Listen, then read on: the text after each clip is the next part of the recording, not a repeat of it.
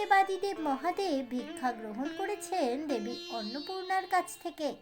দেবী অন্নপূর্ণার এই রূপ আমাদের সকলেরই চেনা, কিন্তু জানেন কি কেন দেবীর সামনে মহাদেবকে দাঁড়াতে হয়েছিল ভিক্ষার ঝুলি নিয়ে? কিভাবেই বা এই পুজোর প্রারম্ভ ঘটেছিল? পুজোর প্রচলনই বা কে করেছেন তা জানেন?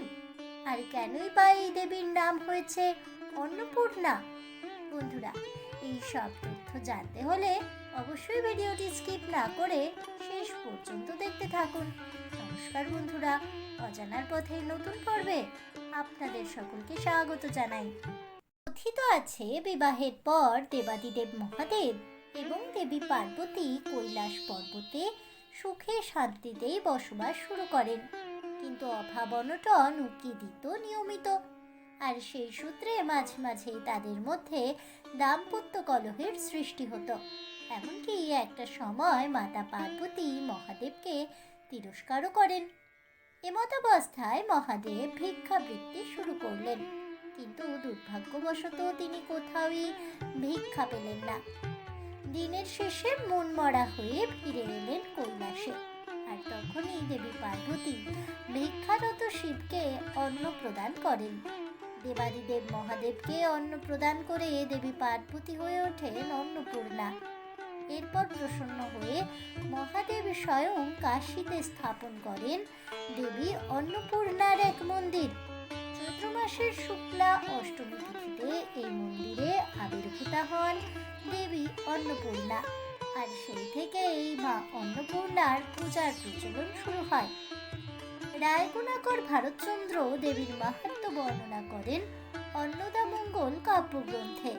লৌকিক মতে বঙ্গদেশে দেবী অন্নপূর্ণার পুজোর প্রচলন করেছিলেন মহারাজ কৃষ্ণচন্দ্রের পূর্বসূরি ভবানন্দ মজুমদার।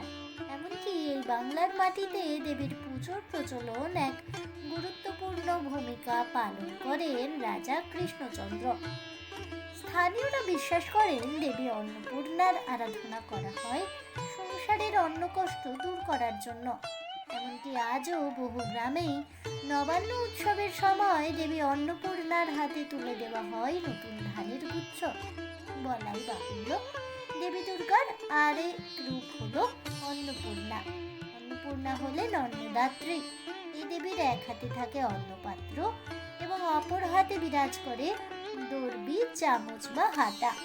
দেবীর এক পাশে থাকেন ভূমি, অপর পাশে শ্রী।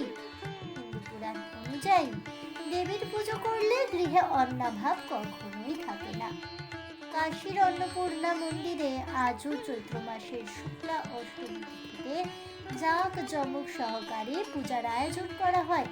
দেবী অন্নপূর্ণার পুজো উপলক্ষে দূর দূরান্ত থেকে ছুটে আসেন ভক্তেরা। মন্দির প্রাঙ্গণে উপচে পড়ে ভিড়।